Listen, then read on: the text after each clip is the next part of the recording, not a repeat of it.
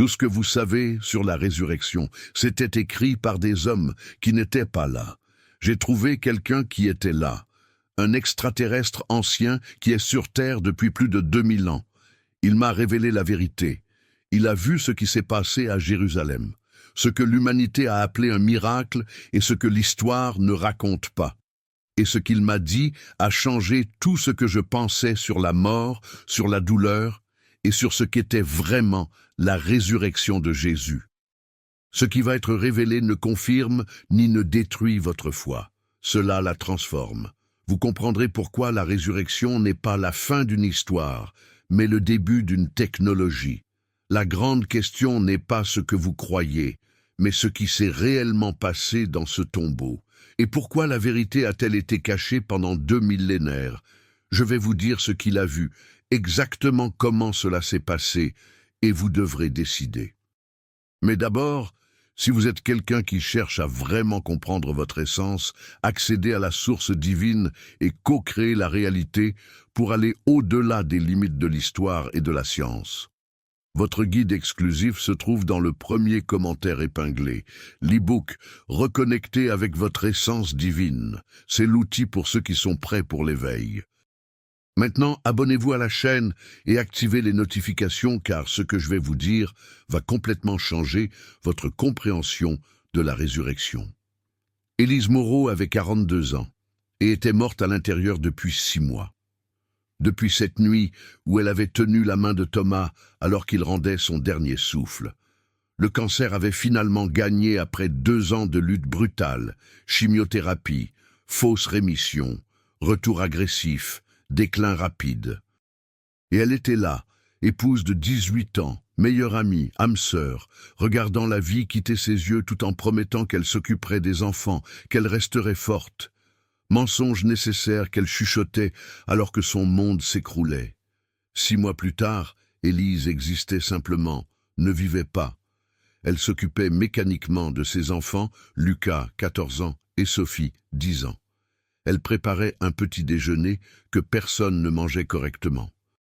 Les emmenait à l'école, allait travailler comme professeur de littérature au lycée local, feignait la normalité pendant 6 heures, revenait, préparait le dîner, aidait aux devoirs, les mettait au lit et restait ensuite seule dans le silence assourdissant de la maison qui était autrefois un foyer et qui n'était maintenant qu'un tombeau rempli de souvenirs qui la transperçaient à chaque respiration. La chambre de Thomas restait intacte. Les vêtements dans l'armoire, les livres sur la table de chevet, les lunettes de lecture là où il les avait laissées. Élise ne pouvait rien toucher, ne pouvait pas démanteler ce sanctuaire, car cela signifierait admettre qu'il ne reviendrait jamais, qu'il était définitivement mort. Un mot que son esprit rejetait, même en sachant que son corps avait été incinéré, ses cendres dispersées dans la rivière Verdon qu'il aimait tant. Une belle cérémonie dont elle ne se souvenait pas car elle était engourdie, flottant quelque part entre le déni et le désespoir. La culpabilité la rongeait. Des pensées obsessionnelles tourbillonnant sans fin. Elle aurait pu faire plus. Elle aurait dû insister pour un 2e avis plus tôt, peut-être un traitement expérimental, peut-être un autre hôpital, et la colère aussi.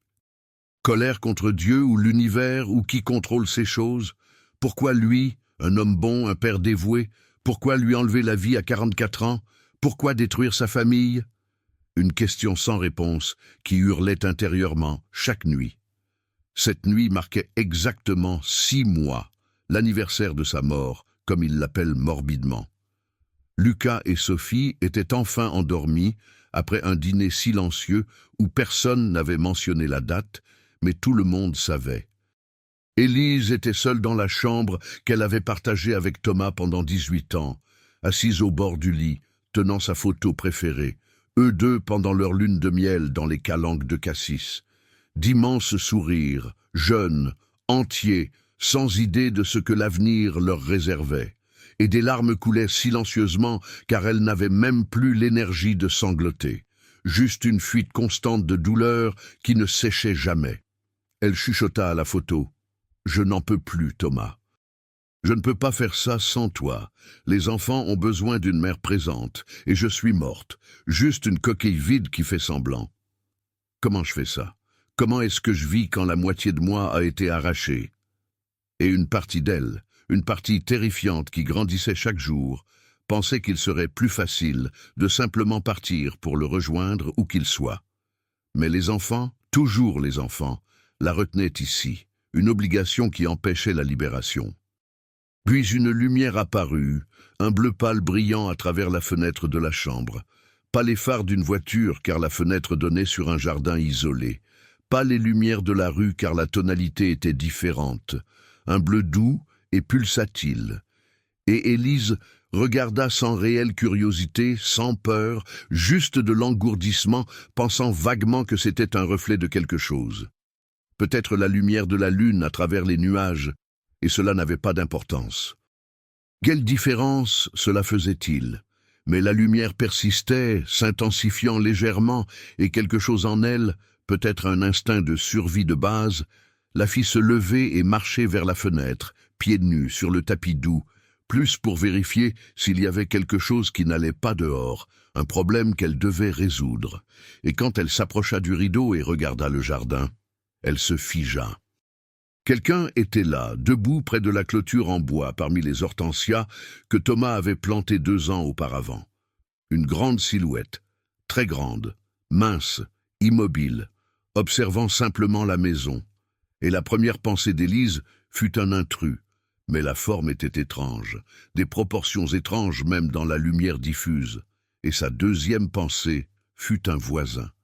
Mais aucun voisin n'avait cette taille ou cette posture.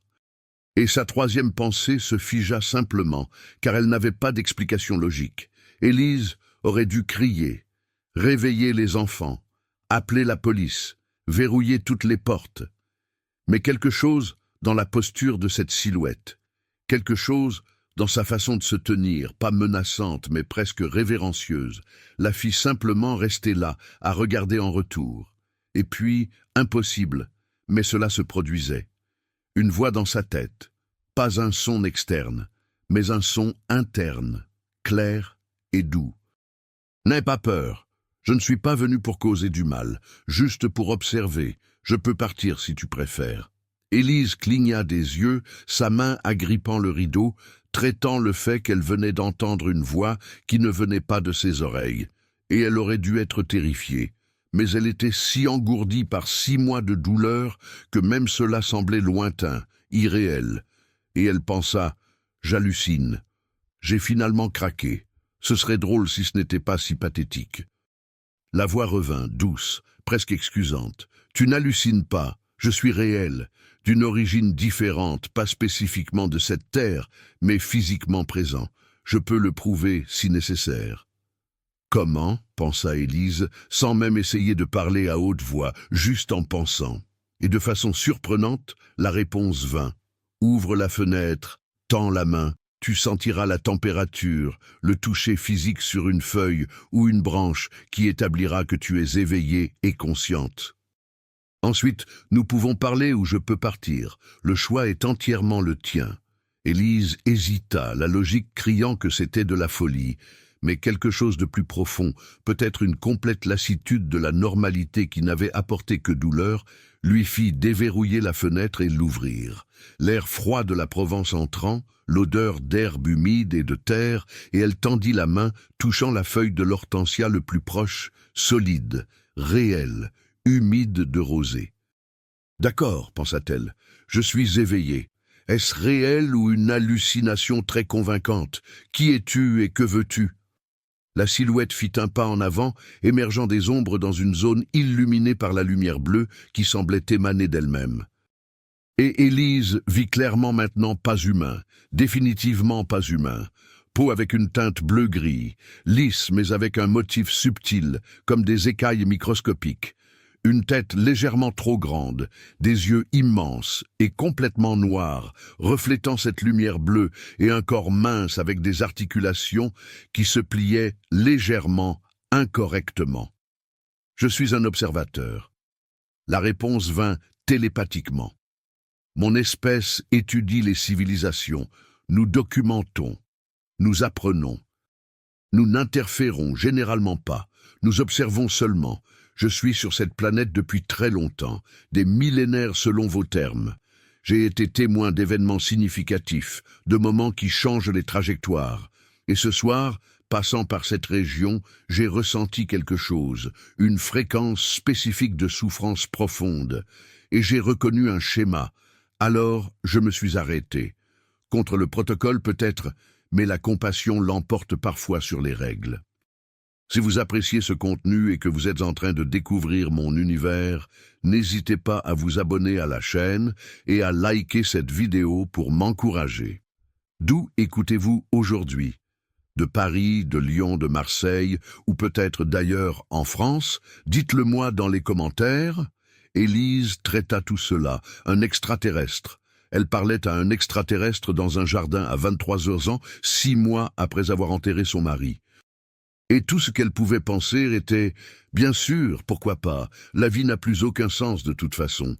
Et elle dit à haute voix pour la première fois, sa voix rauque de ne pas l'avoir beaucoup utilisée « Que veux-tu? Pourquoi es-tu ici spécifiquement ?» La créature inclina la tête, un geste curieusement humain. « Je suis venu parce que je reconnais ce que tu ressens. J'ai vu d'innombrables humains dans cet état à travers les âges. Perte dévastatrice, mort émotionnelle alors que le corps fonctionne encore, et la plupart ne survivent pas entiers, mais certains trouvent un chemin. Transforme la douleur en quelque chose de plus. Et tu es à un moment critique de choix. Je le sens. » Élise ressentit soudain une rage. La première émotion forte depuis des semaines, à part la tristesse. « Tu ne sais rien de ce que je ressens. Tu as perdu l'amour de ta vie ? Tu as dû dire à tes enfants que leur père était mort? Tu as dû continuer à prétendre que la vie a de l'importance alors que tout ce que tu veux est disparaître. » La créature ne recula pas. Elle garda simplement ses yeux impossibles fixés sur elle. « Pas personnellement, non. Mon espèce ne forme pas de lien comme vous le faites. Mais j'ai observé cette souffrance des milliers de fois, les documenter, étudier, et j'ai appris qu'il y a des modèles, des étapes et des possibilités de transformation si vous avez le bon guide. Et tu es ce guide, dit Élise, son ton sceptique. Un sauveur extraterrestre apparaissant dans mon jardin pour me guérir avec une sagesse cosmique. La créature émit un son, pas exactement un rire, mais proche. Pas un sauveur, juste un témoin. Quelqu'un qui a beaucoup vu, beaucoup appris, et qui peut partager une perspective qui pourrait t'aider ou pas. Le libre arbitre toujours préservé. Je peux partir maintenant si tu préfères rester seul avec ta douleur. Élise regarda la maison derrière elle, sombre et silencieuse, puis la créature impossible devant, et quelque chose en elle, peut-être le désespoir ou une dernière curiosité, avant de renoncer complètement, lui fit dire « Non, reste, parle. Que penses-tu pouvoir me dire qui fera une différence ?» La créature se détendit visiblement, les épaules s'affaissant légèrement, et dit « Tu dois sortir. Je ne peux pas entrer dans la maison. L'énergie des enfants endormis est délicate. Ma présence la perturberait. Mais dans le jardin, nous pouvons parler. Je peux te montrer des choses, partager des souvenirs, des millénaires de perspectives. Et peut-être, juste peut-être, tu verras ta propre douleur sous un angle différent. » Élise hésita. Quitter la maison, aller dans le jardin avec l'extraterrestre. Une absurdité complète, mais aussi qu'avait-elle exactement à perdre? Alors, sans trop réfléchir, car la pensée ne menait qu'à la paralysie, elle grimpa sur le rebord bas de la fenêtre et sauta, atterrissant sur l'herbe humide, froide sous ses pieds nus, et suivit la créature au centre du petit jardin. Ils restèrent immobiles. Élise, s'enveloppant contre le froid, la créature observant simplement patiemment. Et finalement, Élise demanda « Alors que veux-tu me montrer? Quelle perspective ancienne fera qu'une veuve de 6 mois se sentira mieux ?» La créature répondit lentement, soigneusement « Je ne te ferai pas te sentir mieux instantanément. La douleur est réelle et mérite d'être ressentie, mais je peux te montrer que ce que tu traverses n'est pas unique. Ce n'est pas aléatoire. Il y a un schéma, un processus que d'innombrables autres ont traversé, et il y a un autre côté si tu sais comment y naviguer. Mais tu dois le voir de tes propres yeux, pas seulement entendre mes paroles. Voir comment? Demanda Élise, et la créature répondit, je peux partager des souvenirs directement, un contact télépathique profond. Tu verras à travers mes yeux des événements dont j'ai été témoin, des personnes qui ont traversé une perte similaire à la tienne et comment elles s'en sont sorties. Pas de garantie de guérison, mais au moins la preuve que c'est possible. Es-tu d'accord? Élise regarda ses mains tremblantes de froid ou d'émotion, elle ne savait pas, et pensa à Thomas, au vide, à la tombe émotionnelle où elle avait vécu pendant des mois, et dit « D'accord, montre-moi, ça ne peut pas être pire que là où je suis maintenant. » La créature tendit sa main, 3 longs doigts élégants, et toucha le front d'Élise, un toucher froid mais pas désagréable, et dit « Tu te sentiras étourdi. Tu verras des choses que tu ne comprends pas complètement au début, mais observe, absorbe, puis nous parlerons de la signification. Prête? » Élise hocha la tête, et la créature appuya légèrement, et la réalité commença à se dissoudre. Le jardin disparut. La Provence disparut. Le froid et l'herbe humide s'évaporèrent, et Élise sentit une chute, pas physique, mais sensorielle, comme plongée dans de l'eau qui n'était pas de l'eau. Et quand sa vision se stabilisa, elle n'était plus dans son propre corps.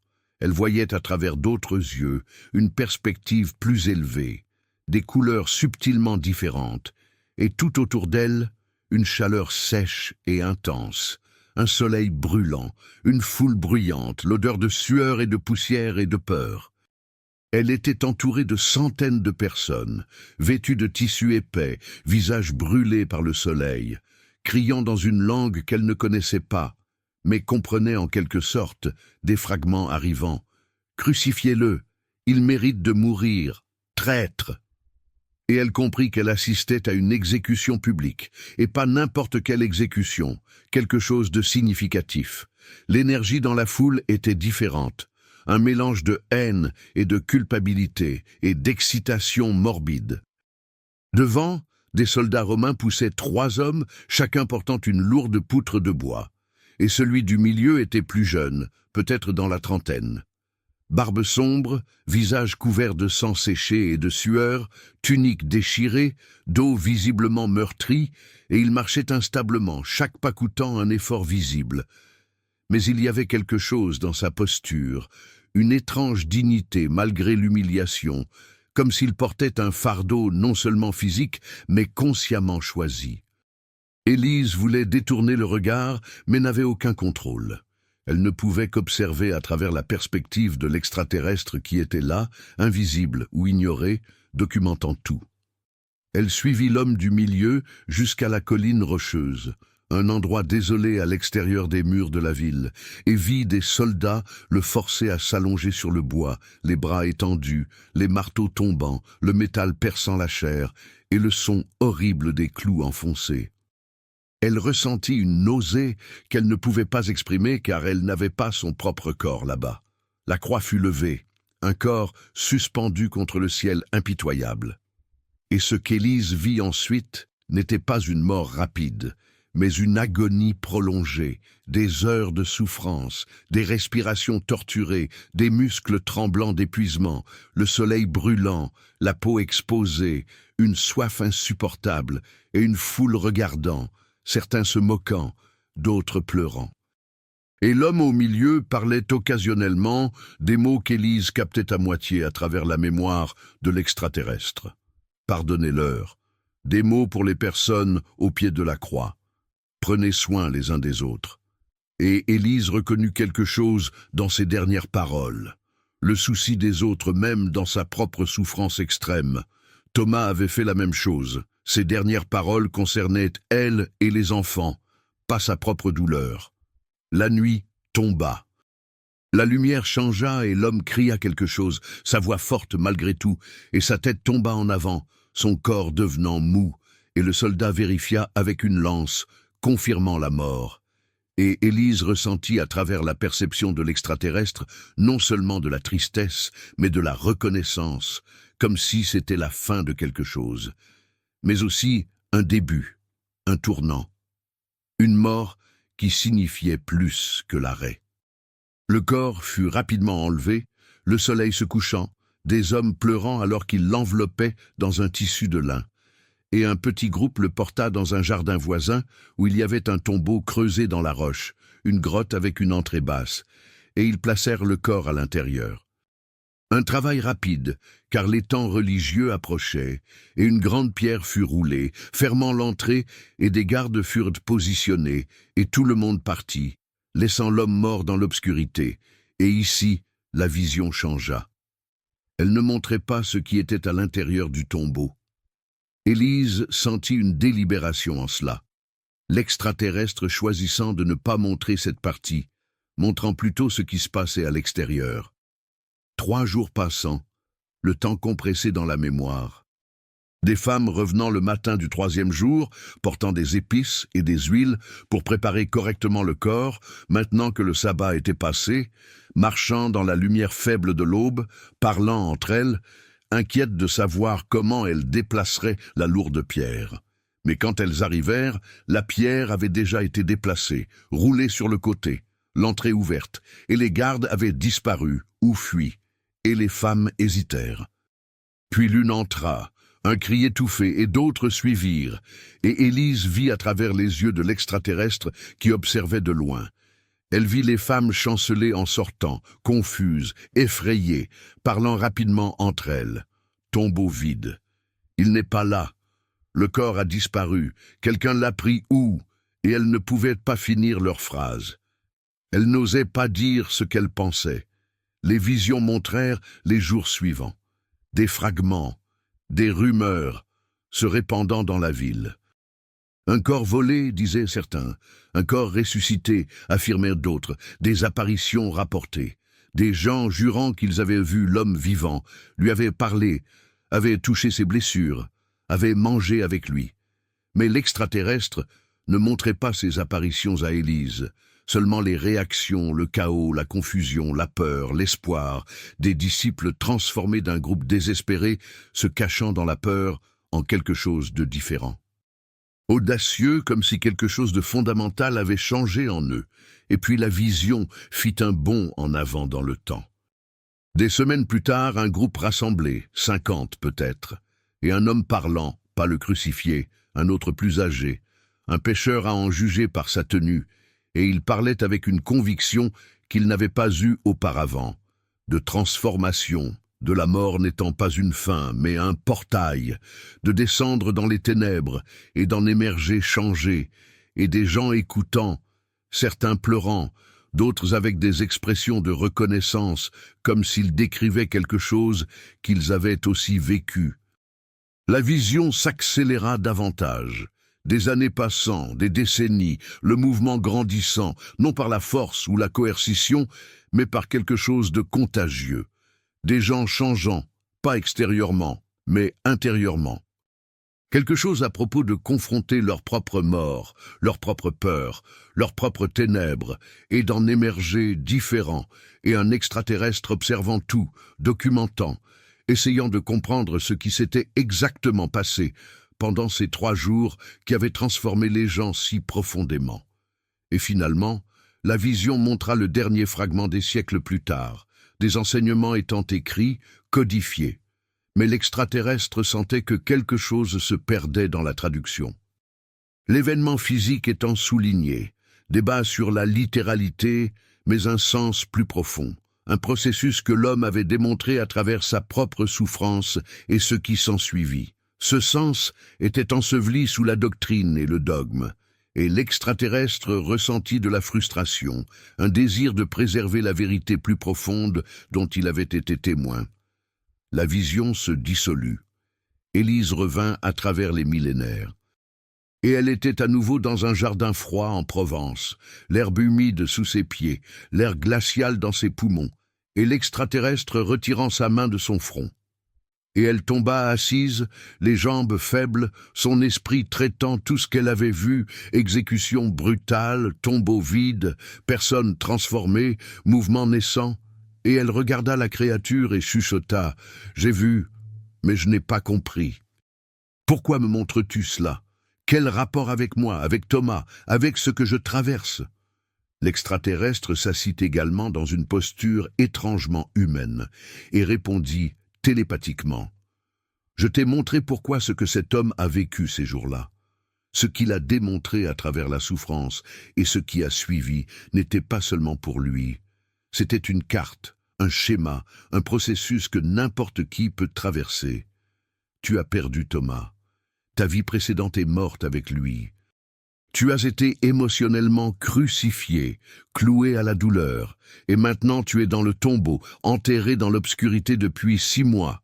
Et ce que tu dois comprendre, c'est que le tombeau n'est pas la fin. C'est un moyen, une étape nécessaire avant la transformation. Mais la plupart des gens ne le savent pas. Ils restent piégés dans le tombeau, pensant que c'est leur destination finale. Élise ressentit de la colère. Donc, il disait, « Je devrais ressusciter comme lui. » Surmonter magiquement cela, prétendre que la douleur n'existe pas. L'extraterrestre secoua la tête. Pas de magie, pas de prétendre. Un processus réel et douloureux qui nécessite du choix et du travail. Et tu ne ressuscites pas à une ancienne vie. Celle-là est définitivement morte. Tu ressuscites à une nouvelle vie, une identité transformée. Mais pour comprendre comment, tu dois comprendre les étapes.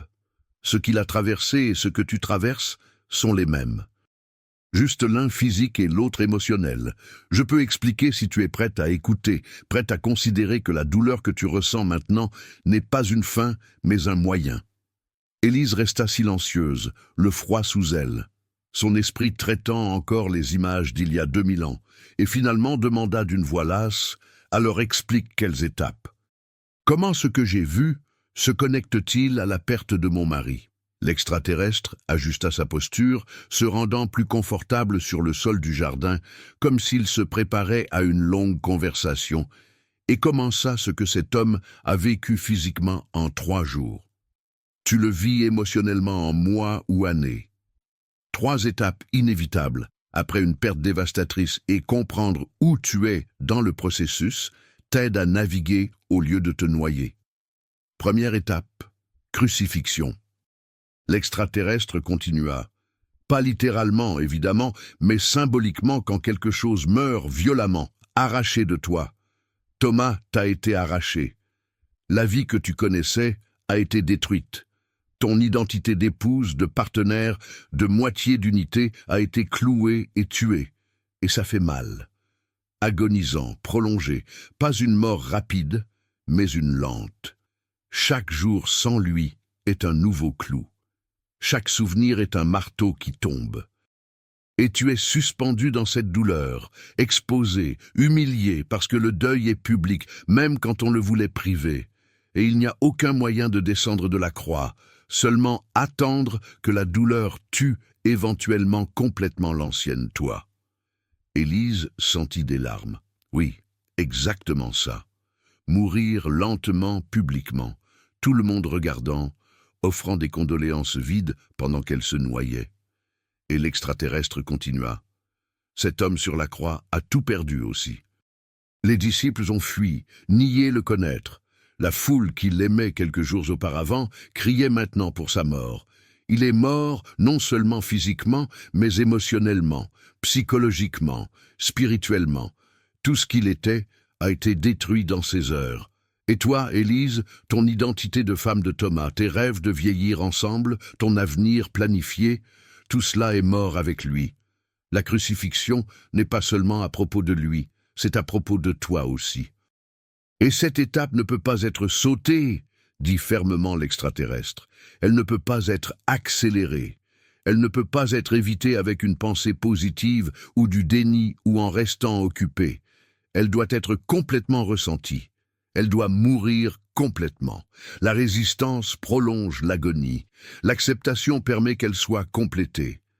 Combien de temps cela prend dépend de la profondeur de la perte et de la volonté de ressentir sans fuir. Pour toi, 6 mois, peut-être plus. Mais éventuellement, ton ancienne identité meurt. Tu dois mourir parce que tu ne peux pas porter une identité morte dans une nouvelle vie. Deuxième étape. L'extraterrestre continua. L'enterrement, le tombeau, et tu es ici maintenant, Élise. C'est ton étape actuelle. Tu es morte mais tu n'es pas encore renée. Tu es dans le noir, isolée, même entourée de personnes. Les enfants ont besoin de toi, mais tu es distante. Des amis appellent, mais tu ne réponds pas vraiment. Tu es enterrée dans la douleur, dans une maison qui est devenue un tombeau plein de souvenirs. La chambre de Thomas intacte comme un sanctuaire. Tu as verrouillé une pierre à l'entrée et tu es assise dans le noir avec ce qui est mort. Et cette étape est aussi nécessaire. L'extraterrestre dit que ce n'est pas une dépression qui doit être médicamentée immédiatement. Bien que l'aide externe soit valide, c'est un processus. Un utérus avant la naissance, une graine dans la terre avant de germer, un cocon avant un papillon. L'obscurité n'est pas l'ennemi, c'est un incubateur. Mais la plupart des gens ne comprennent pas cela.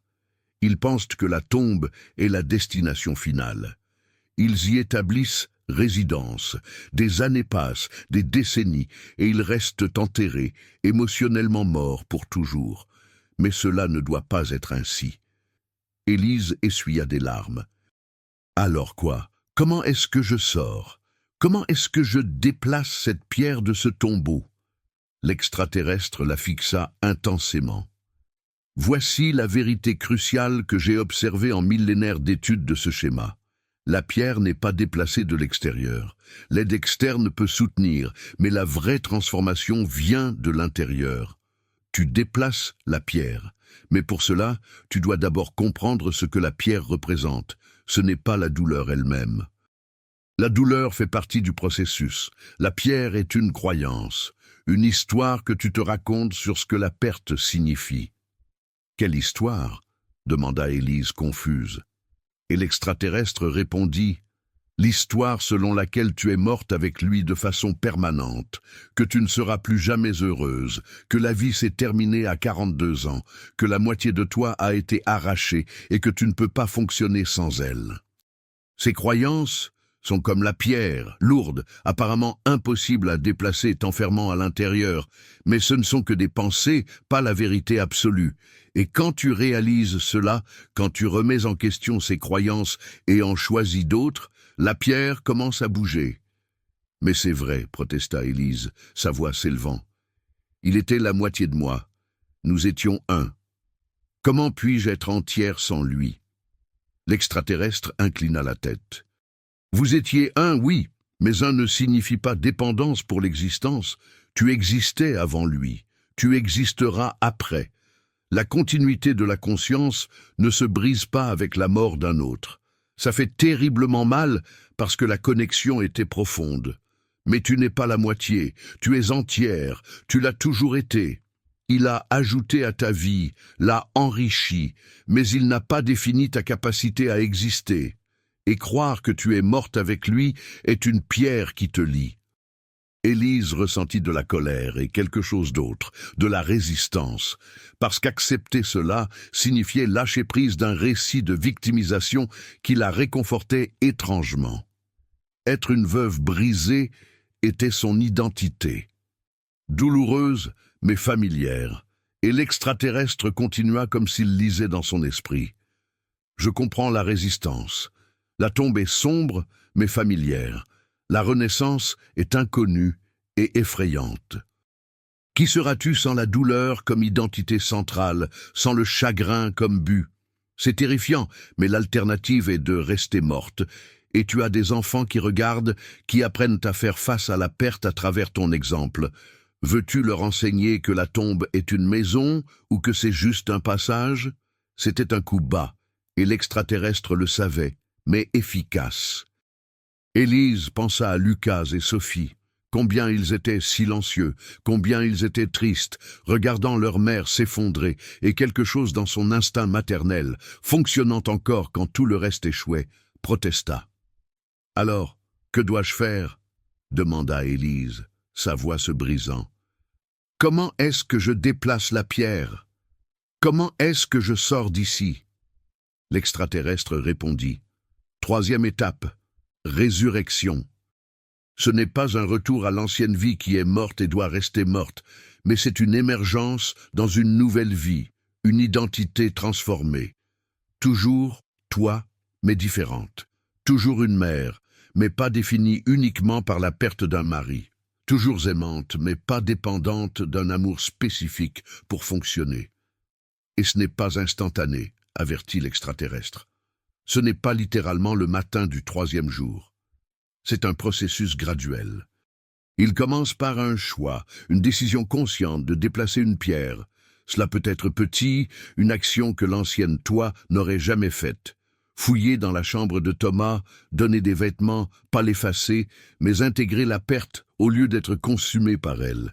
Chaque choix déplace légèrement une pierre.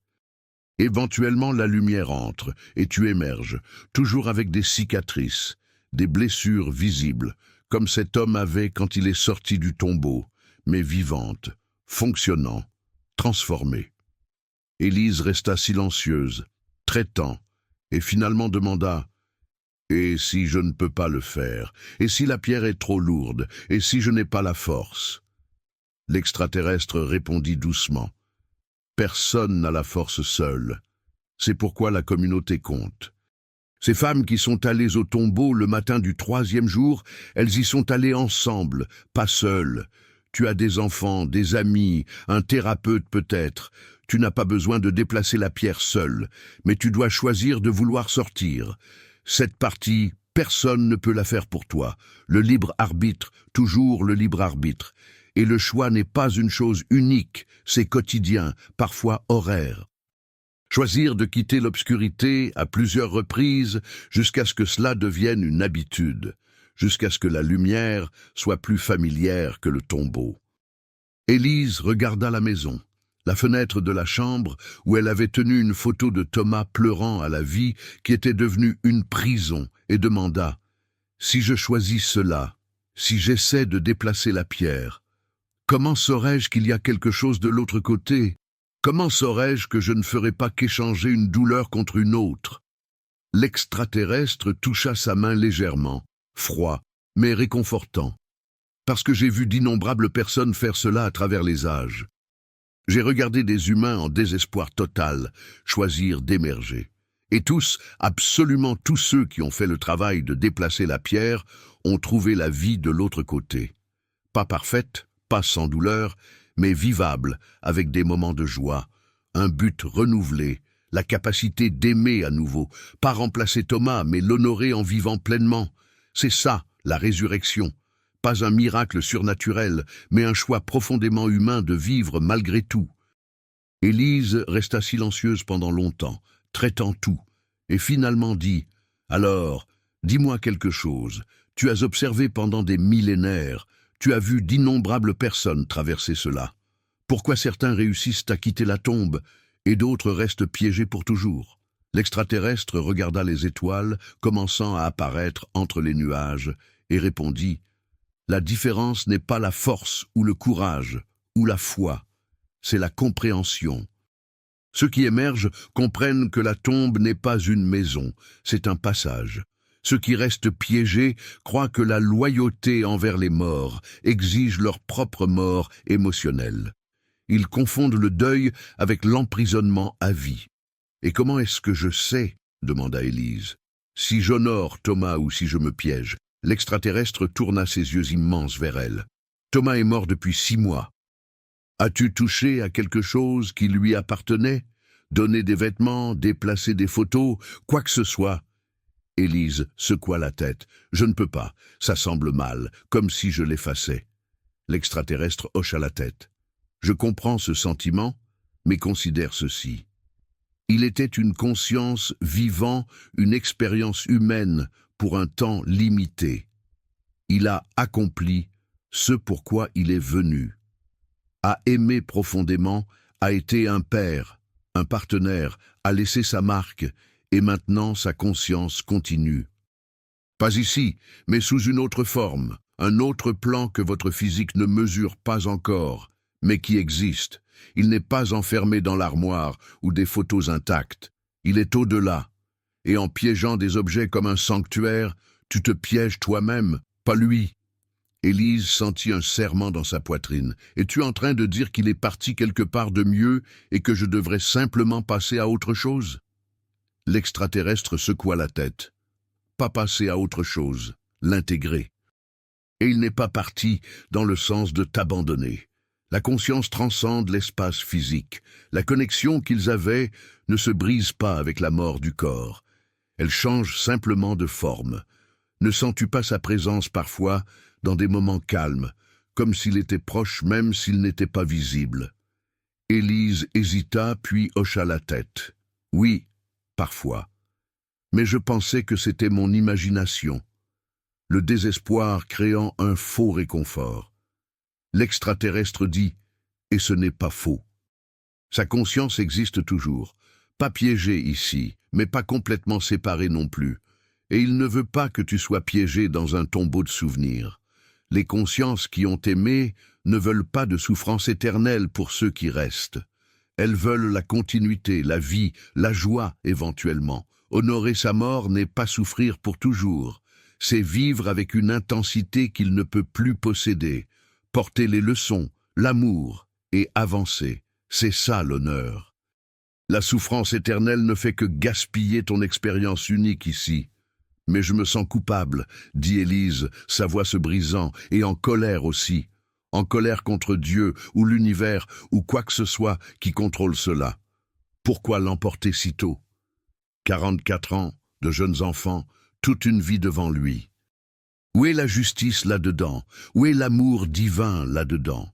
L'extraterrestre resta silencieux un moment, puis dit soigneusement « Votre espèce a des difficultés avec le concept de temporalité comme illusion. Ils pensent à la vie comme linéaire, de la naissance à la mort, courte ou longue, juste ou injuste. Mais d'une perspective plus large, chaque conscience vient pour expérimenter ce dont elle a besoin. Le temps n'est pas pertinent de la façon dont vous le pensez. Thomas a vécu son expérience complète, ininterrompue, achevée. 44 ans étaient suffisants pour ce qu'il est venu faire, et la colère que tu ressens n'est pas parce qu'il a été injustement emporté. C'est ta douleur d'être laissé derrière. Et cette douleur est valide, mais cela ne signifie pas que quelque chose de mal s'est produit cosmiquement. Cela n'a pas de sens, protesta Élise. Comment 44 ans peuvent-ils être suffisants? Il avait tellement plus à vivre, à faire, à voir les enfants grandir, à vieillir avec moi, des rêves, des plans. L'extraterrestre répondit, d'une perspective humaine limitée, cela semble incomplet. Mais la conscience ne mesure pas le succès en années vécues. Elle le mesure en expériences vécues, en leçons apprises, en amour donné et reçu, en connexion formée. Et il a fait cela pleinement. Et maintenant il est dans une autre étape d'existence. Pas meilleure ou pire, juste différente. Et tu es toujours ici parce que ton expérience n'est pas complète. Tu as plus à faire, plus à vivre. Et la colère contre Dieu ou l'univers pour cela gaspille le temps que tu as. Élise essuya des larmes. Alors que fais-je de la colère? Est-ce que je l'ignore simplement? Prétends qu'elle n'existe pas? L'extraterrestre dit « Non. La colère doit être ressentie, exprimée, mais comprise pour ce qu'elle est. Pas de la colère contre l'injustice cosmique, mais la douleur d'une perte personnelle. Et la douleur est légitime, elle mérite de l'espace. Mais utiliser la colère comme un bouclier contre une tristesse plus profonde te maintient dans l'étape de crucifixion. Tu n'atteins jamais le tombeau où la transformation se produit. La colère est une chaleur qui brûle, mais ne réchauffe pas. La tristesse est un froid qui pénètre, mais finit par passer, laissant de la clarté. « Et comment exactement est-ce que je déplace une pierre ?» demanda Élise. « La métaphore est belle, mais concrètement demain. Que fais-je » L'extraterrestre la regarda directement. « Cela commence en identifiant quelle croyance spécifique te lie le plus. Pour toi, qu'est-ce que c'est? Qu'est-ce qui t'empêche de bouger dans sa chambre, de rire à nouveau, d'envisager l'avenir ?» Élise réfléchit, ses doigts bougeant à travers l'herbe froide, et dit lentement Je pense que je sens que je ne mérite pas de continuer quand il ne le peut pas. Ce n'est pas juste. Comment puis-je être heureuse quand il est mort? Cela semble être une trahison. C'est ça la pierre, dit l'extraterrestre. La croyance que ta vie n'a de valeur qu'en relation avec lui. Mais considère ceci, tu existais avant lui pendant des décennies en tant qu'individu, et tu existeras après. Il a enrichi ta vie. Il ne l'a pas créée, et il ne voudrait pas que tu sois émotionnellement morte à cause d'une loyauté mal placée. La conscience qui t'a aimé veut ta continuité, ta croissance, ta joie éventuelle. Parce que l'amour réel n'est pas possessif même après la mort. Donc, la première étape est de remettre en question cette croyance consciemment, à plusieurs reprises, jusqu'à ce qu'elle perde son pouvoir. Et ensuite, demanda Élise, et l'extraterrestre répondit. Après de petites actions qui contredisent la croyance, elle fouille dans l'un de ses tiroirs. Pas tout, juste un. Donne des t-shirts qu'il portait beaucoup mais qui n'ont pas de signification spéciale. Garde ceux qui en ont. Transforme graduellement le sanctuaire en souvenir intégré et observe. Il ne ressentira pas de trahison. Il ressentira du soulagement, du poids qui part, de la lumière qui entre. C'est ça, déplacer la pierre. Pas tout d'un coup, mais graduellement jusqu'à ce que l'ouverture soit assez large pour sortir. Élise regarda la maison, la fenêtre de la chambre toujours allumée, et dit « Et si j'essaie et échoue? Et si la pierre est trop lourde ?» L'extraterrestre répondit « Alors demande de l'aide, amis, sœurs, thérapeutes. » Ces femmes qui sont allées au tombeau le matin du 3e jour n'y sont pas allées seules. Elles y sont allées ensemble. Tu n'as pas besoin de faire cela dans l'isolement. Et les enfants aussi. Ils sont dans leur propre processus. Ils peuvent le faire ensemble, chacun choisissant son propre objet, réalisant un rituel de lâcher prise, mais se souvenant, transformant la douleur partagée en guérison partagée. Combien de temps? Chuchota Élise. Combien de temps avant que ça cesse de faire mal? L'extraterrestre secoua la tête. Cela ne s'arrête jamais complètement. Cela change simplement, d'aigu à doux, de constant à occasionnel. Et un jour, tu réalises qu'une heure est passée sans douleur. Puis un autre jour, pas parce que tu as oublié, mais parce que tu l'as intégré. Cela devient partie du tissu de qui tu es. Pas un trou, mais un fil différent tissé ensemble. Et c'est ça, la résurrection. Pas oublier ou remplacer, mais transformer la douleur en quelque chose que tu portes sans que cela te brise. Ils restèrent assis plus longtemps, le froid augmentant, et Élise demanda finalement « Pourquoi m'as-tu montré tout cela? Qu'est-ce que tu gagnes en apparaissant ici ?» L'extraterrestre la regarda et répondit « Il y a 2000 ans, cet homme émergeant du tombeau m'a vu. Sa conscience élevée aperçut une présence que d'autres ne percevaient pas. Et a dit quelque chose, un témoignage subtil, pas littéral mais en essence, puis à travers les âges, quand la douleur est assez élevée et qu'une personne est prête à entendre, j'apparais, plante une graine, et parfois elle pousse, et quand tu émergeras, ton histoire plantera des graines chez d'autres, preuve vivante que le processus fonctionne, et le cycle continue à travers les générations. » Élise se leva lentement, ses jambes engourdies, et regarda sa maison, la vie qu'elle devait reconstruire, et dit « Je ne sais pas si je peux, mais j'essaierai demain. Quelque chose de petit. » L'extraterrestre se leva aussi et dit « Essayez est tout ce qui est demandé. Essaie encore demain jusqu'à ce que cela devienne une habitude. Et quand tu doutes, souviens-toi qu'il a émergé, transformé. D'innombrables autres ont émergé. Tu peux aussi. C'est juste une question de choisir de commencer. » L'extraterrestre recula, la lumière bleue, autour de lui, s'intensifiant légèrement et dit « Je dois partir. Le temps ici est limité. Les énergies planétaires ne permettent pas une présence prolongée sans conséquence. Mais avant de partir, je veux que tu comprennes la connexion complète entre ce que tu as vu et ce que tu vis. Ce n'est pas une coïncidence. Ce n'est pas une analogie forcée. C'est littéralement le même processus. » Élise le regarda, traitant encore tout. Et l'extraterrestre continua. Cet homme a été crucifié et mort publiquement et humiliantement. Tout ce qu'il était a été détruit en heures. Tu as été crucifié émotionnellement quand Thomas est mort. Identité comme sa femme, rêve partagé, avenir planifié, tout détruit. Même processus. Un physique, l'autre émotionnel mais d'essence identique. Mort de l'ancien soi. Il a été placé dans un tombeau, pierre scellée, obscurité totale. 3 jours de traitement, de transformation, et tu as été dans le tombeau pendant 6 mois. La maison est un tombeau. Sa chambre est un tombeau. La douleur est l'obscurité. Et c'est du traitement, même si tu ne t'en rends pas compte. Chaque jour dans le tombeau est un jour de gestation, de préparation pour la renaissance. Pas du temps perdu, mais nécessaire, dit l'extraterrestre. Et Élise sentit la vérité de cela d'une façon qu'elle ne pouvait pas expliquer. Et il a émergé, continua l'extraterrestre, pas comme il était avant, transformé, un corps glorifié, disent les textes. Mais qu'est-ce que cela signifie vraiment? Cela signifie une identité reconstruite, des blessures encore visibles mais ne saignant plus, reconnaissables mais différents. Et c'est ce que tu feras si tu choisis. Tu ne reviens pas à être l'Élise que tu étais avec Thomas. Celle-là est morte. Tu émerges comme une nouvelle Élise. Toujours une mère, toujours toi, mais transformée par la perte, plus profonde, plus compatissante, plus consciente de la fragilité et de la préciosité de la vie. Mais Élise hésita. Avait-il vraiment ressuscité physiquement ou non? Elle ne savait pas comment demander sans sembler offensante. L'extraterrestre répondit sans offense.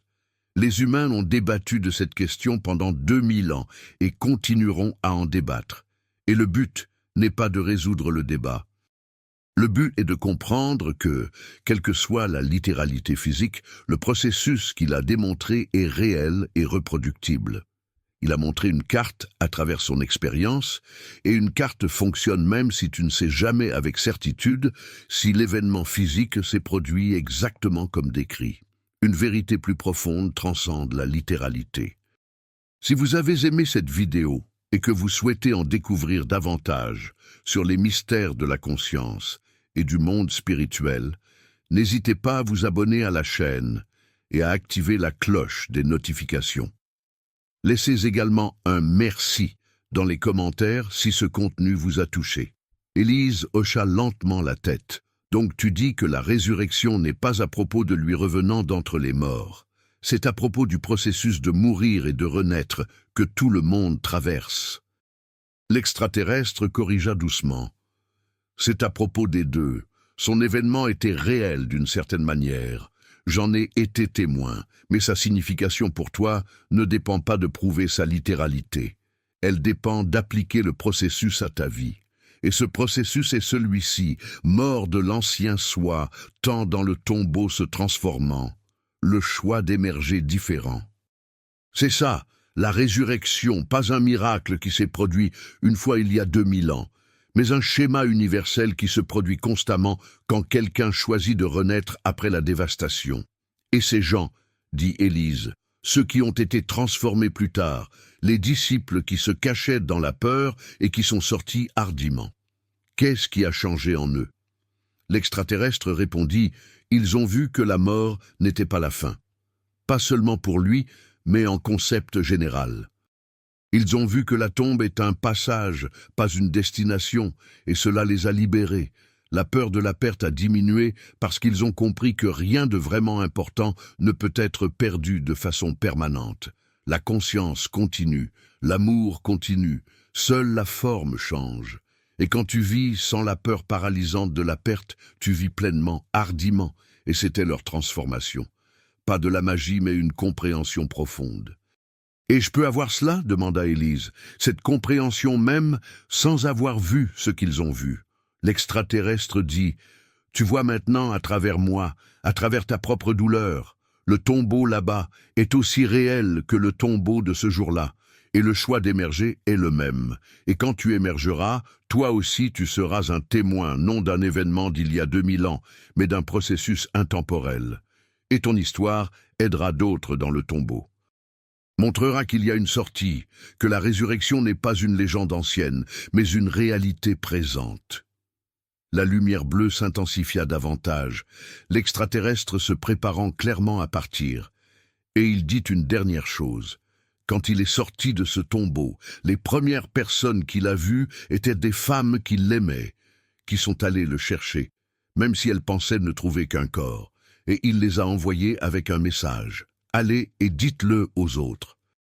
Tu feras de même éventuellement. Quand tu émergeras, ne garde pas l'histoire pour toi.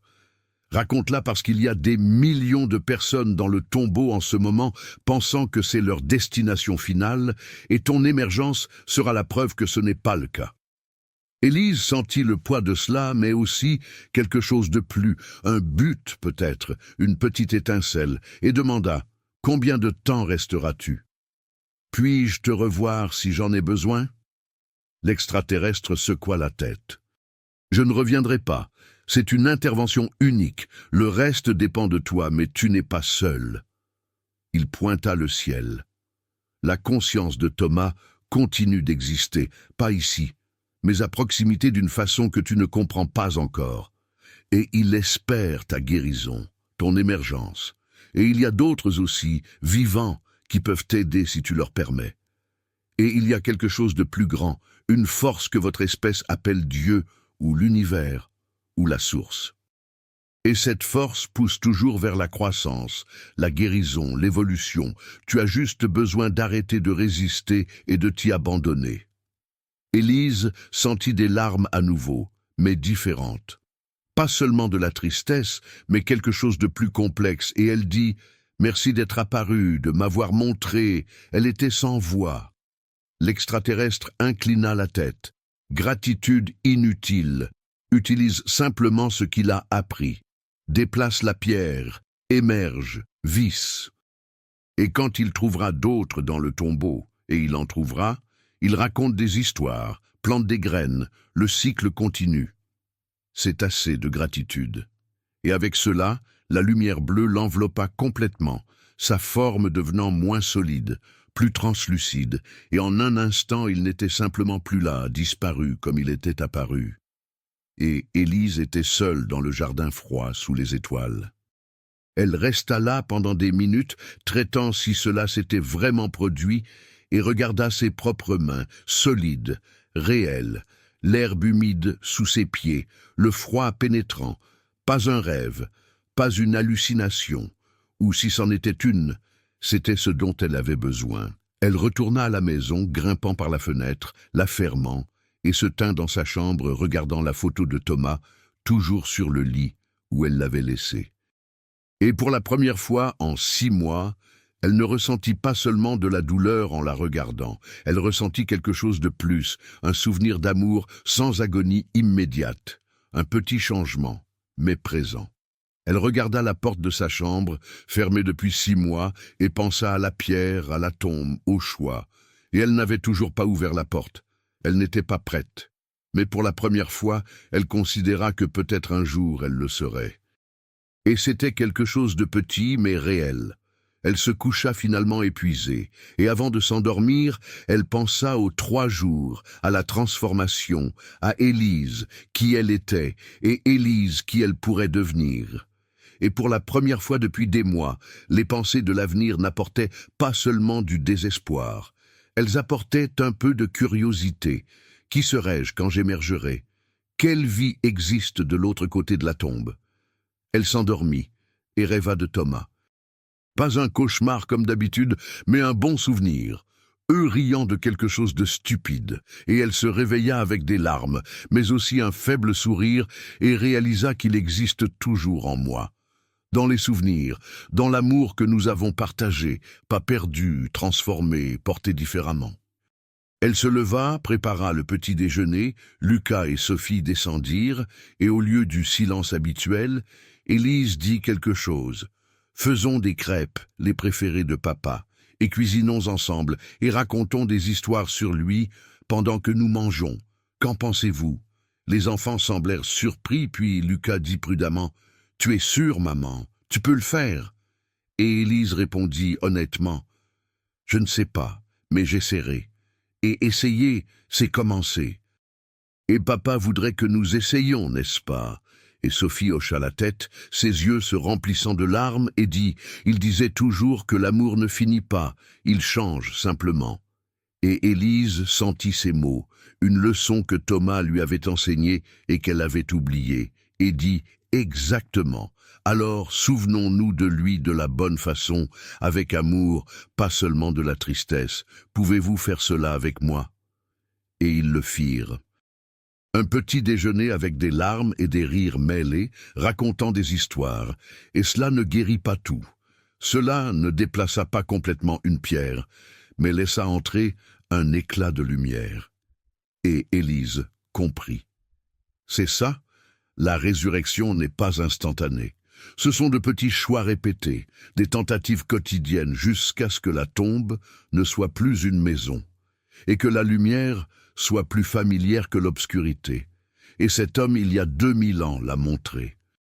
Et l'extraterrestre l'a montré à nouveau. Et maintenant, elle le ferait un jour à la fois, un choix à la fois, jusqu'à ce qu'elle émerge transformée, un témoin vivant que la résurrection n'est pas un mythe, mais un processus réel disponible à tous ceux qui choisissent de vivre après être morts. 6 mois après cette rencontre impossible dans le jardin, Élise se tenait devant un petit groupe de soutien pour veuves. 12 femmes assises en cercle dans le sous-sol de l'église locale, toutes portant le poids de la perte, toutes à différentes étapes de leur vie. Et elle prit une profonde respiration et commença à raconter l'histoire. Pas le tout, pas la partie sur l'extraterrestre. Cela semblerait insensé, mais l'essence, le processus, les 3 étapes qu'elle avait vécues et qu'elle vivait encore. Elle parla de crucifixion émotionnelle, de comment l'identité était détruite quand Thomas est mort, des 6 mois de tombeau où elle est presque restée pour toujours, et du petit mais crucial choix de commencer à déplacer la pierre. Et elle vit la reconnaissance dans leurs yeux, certaines pleurant, d'autres hochant la tête, toutes comprenant parce qu'elles vivaient toutes exactement la même chose. Et Élise réalisa que l'extraterrestre avait raison. Quand tu émerges, tu deviens un témoin. Preuve vivante que le processus fonctionne et que l'histoire plante des graines chez d'autres, encore dans le noir. Et maintenant, des mois après avoir commencé à écrire cette histoire, je veux parler directement à vous, le spectateur. Parce que si vous êtes arrivé jusqu'ici, si l'histoire d'Élise a résonné en vous, il y a de fortes chances que vous aussi soyez dans la tombe d'une certaine façon. Pas nécessairement la mort d'un être aimé, mais la mort de quelque chose, une relation qui a pris fin, un emploi perdu, une santé qui a échoué, un rêve mort, une identité qui s'est effondrée, et vous êtes assis dans les ténèbres, pensant que c'est votre destin final, que la vie est terminée, que la résurrection est juste une belle histoire pour les autres, mais pas pour vous. Et je veux que vous compreniez quelque chose de crucial. Ce que cet extraterrestre a révélé à travers un souvenir d'il y a 2000 ans. La résurrection n'a jamais été à propos d'un miracle unique qui s'est produit une fois et c'est tout. Il s'agissait toujours d'un processus universel, un schéma qui se répète constamment, un code spirituel intégré dans un événement historique, un enseignement qui transcende la religion ou la croyance ou la littéralité. Il s'agit de ce qui arrive, ce qui peut arriver quand vous mourrez sans que votre corps meure et choisissez de renaître. Vous serez crucifié dans la vie plusieurs fois. Pas littéralement, mais émotionnellement, psychologiquement, spirituellement. Quelque chose que vous aimez sera violemment arraché. Quelque chose qui fait partie de vous mourra. Et ça fait mal, agonisant, prolongé, publiquement même quand vous le voulez priver. Et il n'y a pas moyen de l'éviter. Il n'y a pas de raccourci. Résister ne fait que prolonger l'agonie. L'accepter permet qu'elle soit complétée. Et la crucifixion n'est pas une punition. Ce n'est pas Dieu ou l'univers étant cruel. C'est une initiation, un portail, un moment où l'ancien vous doit mourir pour que le nouveau vous puisse naître. Et plus vous vous accrochez à ce qui meurt, plus la crucifixion devient douloureuse. Lâcher prise ne signifie pas que cela n'a pas d'importance. Cela signifie reconnaître que la transformation nécessite la mort de quelque chose et permettre qu'il meure complètement au lieu de le maintenir à moitié vivant dans une agonie perpétuelle. Cet homme sur la croix, il y a 2000 ans, a tout perdu en quelques heures. Disciples, réputation, vie. Tout, publiquement crucifié et mort. Vous pouvez perdre en jours, semaines ou mois. Mais l'essence est la même. Mort à l'ancien soi. Et il a démontré quelque chose de crucial. Même dans une agonie extrême, la compassion est restée. Il leur a pardonné, s'est occupé les uns des autres. Des paroles qui montrent que la destruction externe n'a pas à détruire l'essence interne. Vous pouvez être crucifié et toujours choisir l'amour plutôt que l'amertume. Et ce choix détermine ce qui vient ensuite, la vérité sur le tombeau. Après la crucifixion vient le tombeau, inévitable, nécessaire. Et la plupart des gens ne comprennent pas cela. Ils pensent que le tombeau est une dépression qui nécessite une médication immédiate, un problème qui doit être résolu rapidement. Mais le tombeau n'est pas une maladie, c'est une étape. Un utérus avant la naissance, un cocon avant un papillon. L'obscurité ou la transformation se produit à un niveau que la lumière ne peut pas atteindre. Vous resterez dans le tombeau aussi longtemps que nécessaire. 3 jours comme symbole, 3 mois, 3 ans. Il n'y a pas de calendrier fixe. Et pendant que vous êtes là, vous traitez, confrontez l'ombre, vous asseyez avec la douleur sans distraction. Et c'est terrible, mais essentiel, parce que vous ne pouvez pas renaître sans d'abord permettre la mort complète de ce que vous étiez. Et le tombeau est où la mort complète se produit, où les derniers vestiges de l'ancienne identité se dissolvent, préparant l'espace pour la nouvelle. Mais il y a une différence cruciale entre être dans la tombe, en traitant activement, et établir une résidence permanente. Le premier est une étape de transformation. Le second est une prison choisie. Et la différence réside dans la pierre. Cette croyance qui vous maintient enfermé. Pour certains, c'est la culpabilité. Ils auraient dû faire plus. Pour d'autres, c'est la colère. Ce n'est pas juste. Pour d'autres, c'est la peur. Je ne serai plus jamais heureux. Et la pierre semble impossible à déplacer, lourde, permanente. Mais c'est juste une pensée, une histoire que vous vous racontez sur ce que la perte signifie. Et les pensées peuvent changer si vous le permettez.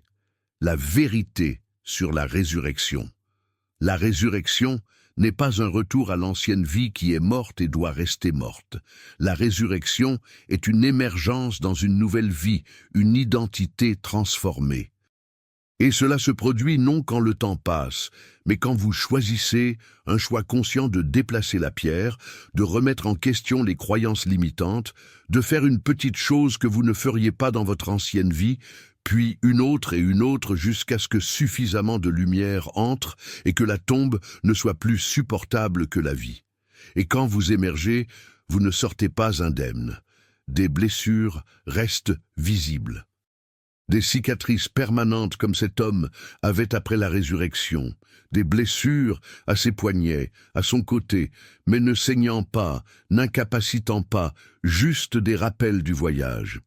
Et vous portez la perte pour toujours, mais différemment, intégrée au lieu de consumante, faisant partie du tissu de qui vous êtes au lieu d'un tout qui vous définit.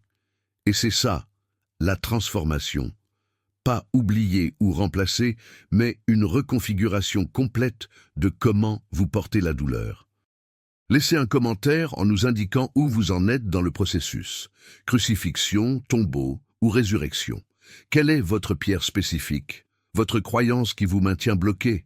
Avez-vous vécu la résurrection? Et pouvez-vous être un témoin pour d'autres? J'adore lire vos commentaires.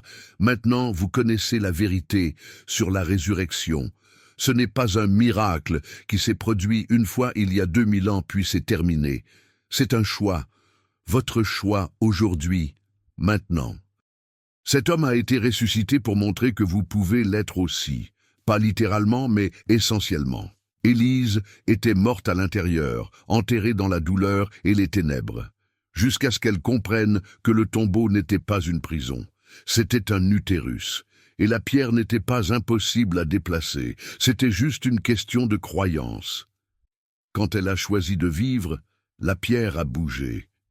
Vous êtes dans la tombe maintenant. Quelque chose en vous est mort. Relation, rêve, identité, foi. Et vous êtes assis dans les ténèbres pensant que c'est la fin. Non, ce ne l'est pas. Ça l'est, mais seulement si vous choisissez de l'être. Choisir de mourir complètement à ce qu'on était. Choisir de renaître à ce qu'on peut être. La résurrection n'attend pas un moment spécifique. Elle attend une décision. La pierre attend. Allez-vous la déplacer ou allez-vous prendre résidence dans le tombeau? Le choix a toujours été le vôtre et le sera toujours.